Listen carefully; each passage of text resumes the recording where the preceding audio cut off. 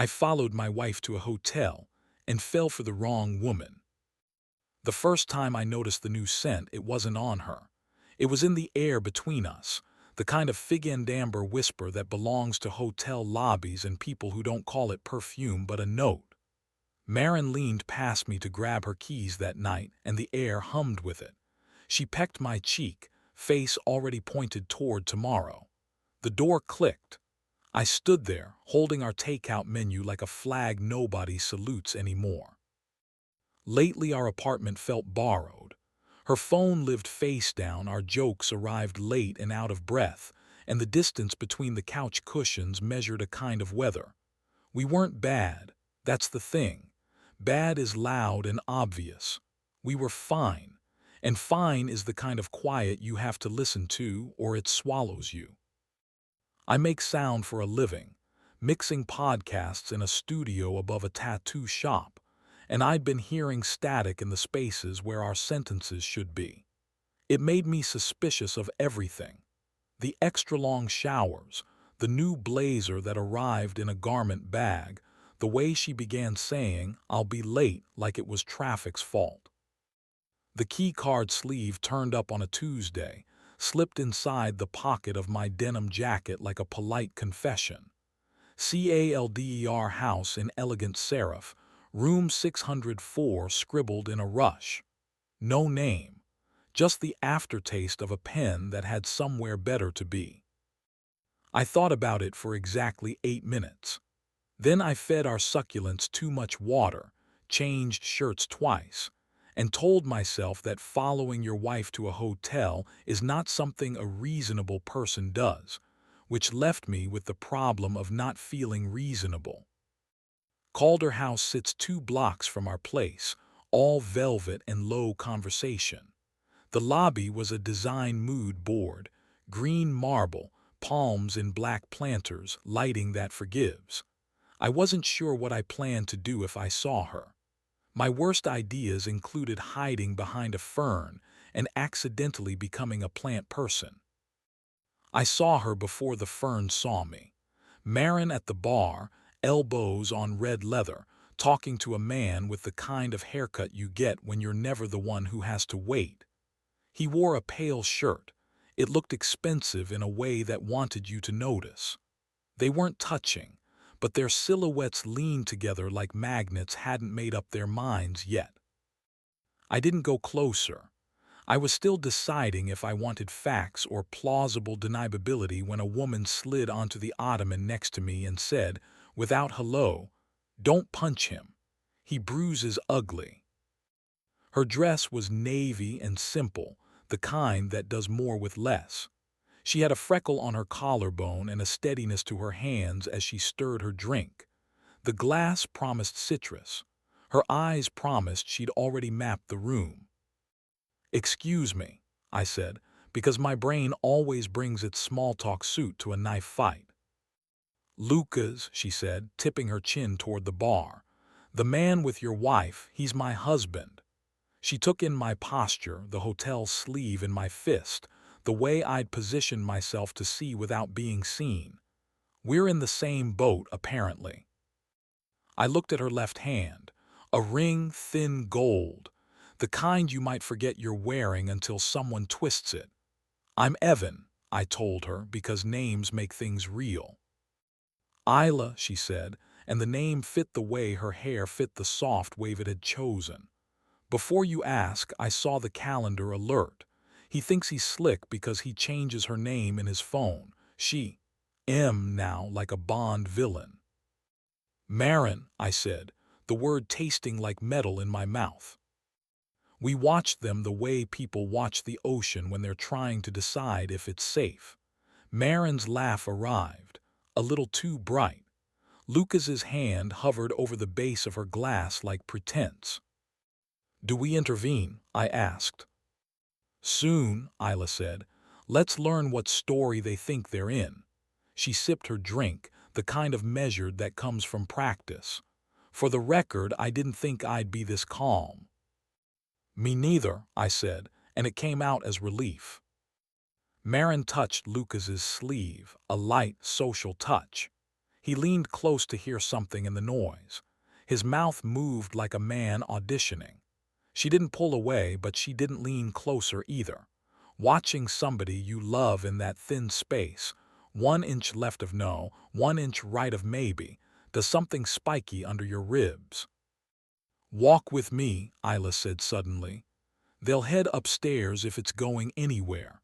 The elevator around the corner. I don't want to look like the second act of a cliché." We moved through the lobby together, two strangers bearing witness. I felt tall and 14 at the same time. Isla's arm brushed mine once, a neutral accident that my nervous system flagged. At the elevators, she pulled us behind a column where we could see the bar reflected in a brass panel. "If they look over, we'll be art," she said. It made me want to laugh, and it made me want to sleep for a week. "I'm not sure what's worse," I told her, "catching them or catching myself hopping for the relief of certainty." She looked at me then, and for a blink the lobby faded and there were only eyes that understood the shape of the room inside my chest. "Certainty, overrated," she said. "Honesty's the thing. Sometimes they're enemies." The elevator doors opened and breathed out a small group of people who looked like they had better shoes than I did. Lucas and Marin didn't notice. They were taking the scenic route through small talk. I could read Marin's tells from here. A tilt of head when she thinks. A finger tap when she's trying to like something she doesn't. The finger tap was working hard. "Rooftop bar," Isla said, glancing at the directory. "If they do this right, they'll take the view first and then weigh their lives. People confess faster where there are city lights." "You sound like you've done this before." "Once," she said. "Years ago. Lucas and I survived it because he hadn't done anything yet. He liked the idea of liking someone else. That's what he said. I told him to like the idea less loudly." We took the stairs up 2 flights, elevator adjacent, as if the movement could burn off the dread.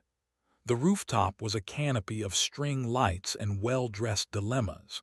The air felt newly washed. People sipped cocktails in that performance of leisure hotels are very good at selling. A DJ gave the night a heartbeat soft enough to ignore until it mattered. We found a table in the corner, 2 empty glasses and a view. Isla placed her clutch on the chair, then paused, studying me the way you study a photograph of yourself from a year you thought you forgotten. "Evan," she said, and stepped closer. "If they come out and see us, I'd like them to believe we're not here because of them." "And how do we do that?" I asked, though I already knew. She reached up and smoothed my collar, an intimate gesture that could have been nothing. Her fingers lingered 1 second too long for nothing. Without planning it, I set my hand at the narrow of her back, as if we'd been on our way to this exact moment all day. It was rehearsal more than performance, but my pulse didn't know the difference. Close is a dangerous place when you've been far for a while. Her breath feathered my cheek. I could smell citrus and skin and something nervous like brand new paper. "Just in case," she said, voice barely there. We took our seats. 2 minutes later, Marin and Lucas emerged from the elevator, backlit by summer. They didn't see us. They took a high top by the glass, city unfurling behind them like a promise designed to be broken. Lucas spoke, hands doing work his mouth couldn't. Marin listened. She interrupted once, a sharp edge. He stepped closer. She pulled back a half step.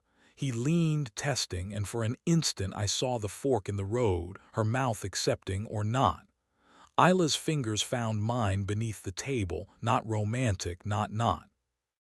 "No," Marin said. I saw it on her lips even if I didn't hear it. Then she said something longer, and Lucas's shoulders dropped like someone cut the string that made him tall. She placed her palm on his forearm, kindness, apology. And then she stepped away from the bar, from him, from the exact kind of mistake that's easy until it is. I exhaled. I hadn't realized I'd been bargaining with everything I believe in since the first floor. Marin didn't walk toward the elevators.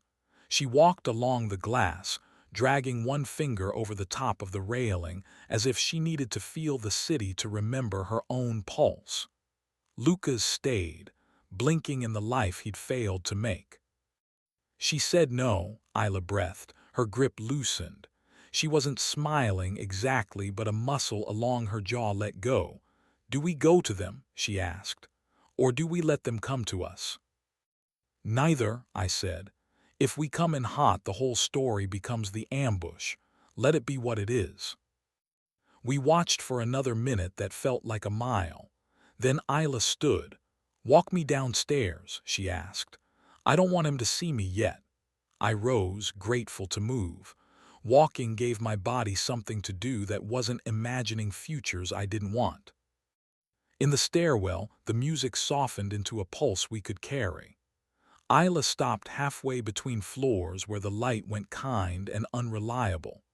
She leaned against the white wall, hands behind her, and looked up at me like she was deciding which version of herself to be. You held my hand like it mattered, she said. It did, I said, because lying felt like an expensive taste I couldn't afford. She nodded, swallowed, then laughed once, the sound people make when they've survived their own thoughts.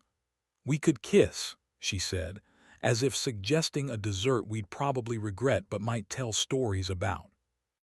I closed my eyes. There are moments that ask if you want to be the person you say you are. My body, primitive and grateful, wanted calm, wanted to be seen, wanted warmth that wasn't theoretical. But it wasn't mine to take. I want to, I told her, because truth makes better air. But if I kiss you here, then whatever Marin said no to upstairs becomes a yes down here. Different names, same mistake. Isla held my gaze, and respect passed between us like a glass of water. I like the man you're being, she said, even if past versions of us would have done something messier and given the story a better second act. We went down the rest of the stairs in companionable silence. In the lobby, we stopped by the palms like people who'd run out of script. Thank you, she said, for seeing me, for not letting me be the reason you have a fight you can't come back from. If you need someone to tell Lucas that you know, I said, I don't know, stand nearby like scenery. She smiled. I'll handle him. He responds well to facts said quietly, and to people who don't cry while delivering them. She squeezed my arm. Go find your wife. I found Marin outside under the hotel awning, hair lifting in a wind that wasn't there, eyes somewhere between the traffic and a choice. When she saw me, relief rose over her features so honest it made my throat ache. You're here, she said, like it made sense. I am, I said. Are you mad? For what? She almost smiled, then looked at the door. I called you 3 times and hung up. I couldn't figure out whether to ask you to come or apologize for thinking about it. We started walking, side by side, 2 blocks that knew our names. She slipped her hand into mine, small, familiar, like it belonged there by history and by election. Say it, I said, the thing. I met him to end something I started in my head, she said, words steady. Months ago, he was a what if I carried to meetings like peppermint. I wanted to sit across from him and feel bored, or disappointed, or sad for the version of me who might say yes to a man who speaks in PowerPoints. I wanted to put it to bed without lying to myself that it was already sleeping. Did he try to? He leaned, she said. I told him I'm married to a man who listens when he's angry and makes room for me when I'm too much. Then I paid for the drinks because I wanted him to learn something about debt. We reached our building. The lock misbehaved the way it always does when I'm trying to look competent. Inside, the elevator thought about participating in our lives and decided to take its time. In the stairwell, I almost kissed someone, I said. His wife. Marin looked at me, not surprised and not unhurt. Almost counts, she said softly. How almost? The kind where your body thinks it already happened and your mouth decides it didn't. I swallowed. I wanted to make a choice I was proud to remember.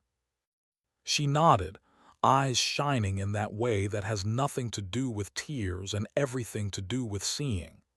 I didn't want to be the reason you had to make that choice, she said, and then, thank you for making it anyway. The door to our apartment closed behind us with a click like punctuation. We didn't rush each other. We made tea like people who'd survived a small fire and wanted to learn from it. At the kitchen island, I traced a circle on the wood with my thumb. She mirrored it with hers until our circles overlapped. Can we be honest without being cruel? She asked. I'd like that, I said. We moved to the couch and talked like we were paying ourselves by the truth. We named the places we'd gone silent. We told each other what felt good and what felt like auditioning for a life we didn't want. We made one rule on purpose. If either of us ever wants to flirt with someone else, we will first flirt harder at home. Not as an assignment, but as an experiment. At some point, the tea went cold. The city settled around us like a dog finding its spot. Marin slid closer, one knee touching mine, then both. She didn't ask permission, but her eyes did. I cupped her face, and she kissed me like we were making up a language we'd somehow always known. There's a kind of intimacy that doesn't need to undress to be adult. We took our time. I learned the day's version of the space under her jaw that makes her hum. She discovered I still melt when fingers slide through my hair. We moved together the way hands learn a piano they used to play, not performing for the room, just feeling for the notes. When clothes finally loosened, it was because trust did first. When we paused, it was because gratitude asked us to. When we stopped translating and let our bodies speak, it sounded like promises you can keep. Later, she lay with her head on my shoulder and traced the line where fabric had pressed my skin. I'm sorry, she said. I'm not leaving, I said. I didn't ask you to stay. I know, I said, kissing her hair. I wanted to say it anyway. Days after, I saw Isla in the grocery store, holding a grapefruit like she was considering an argument. She caught my eye and nodded once. A thank you, a goodbye, a recognition that we had stood somewhere dangerous and chosen to walk away together, alone. At home, Marin had rearranged the books by color. It looked ridiculous and beautiful and exactly like us, trying new orders without throwing away the words. She pulled me into the kitchen and danced to a song coming from my phone's pocket. We burnt the garlic bread and ate it anyway, laughing like people who had decided to plant something. That night the city cooled in a way you wouldn't bet on. We opened the window and let the air in. The fig and amber note was gone, replaced by our detergent and the mint we keep killing on the sill. We kissed in the quiet until the quiet sang back. We kept the lights on, not because we wanted to see more, but because there wasn't anything left to hide.